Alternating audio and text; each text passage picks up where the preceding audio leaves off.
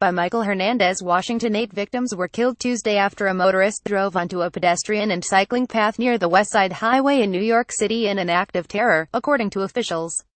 6 of the deceased, all males, died at the scene.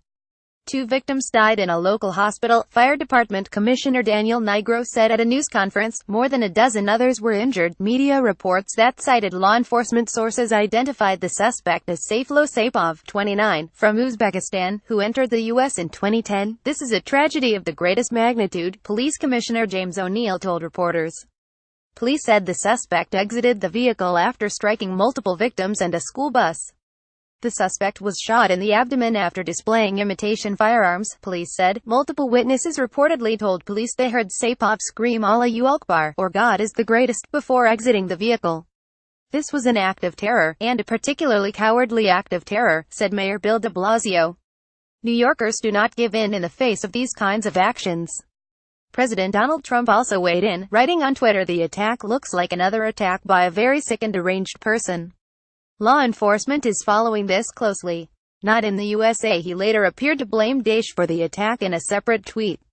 "We must not allow ISIS to return, or enter, our country after defeating them in the Middle East and elsewhere. Enough." Police urged everyone to stay away from the scene near the Freedom Tower.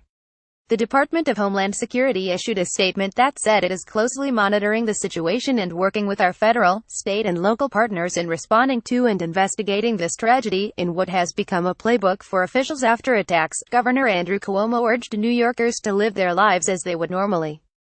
"Don't let them change us or deter us in any manner, shape or form," he said at the news conference. In keeping with that sentiment, a spokesman for the mayor's office said the city's famed Halloween parade would be held Tuesday night as scheduled, with a much greater police presence. A video purporting to be of the scene of the attack shows at least 3 victims lying on the ground. The ambush is the first fatal terror attack in New York since September 11, 2001.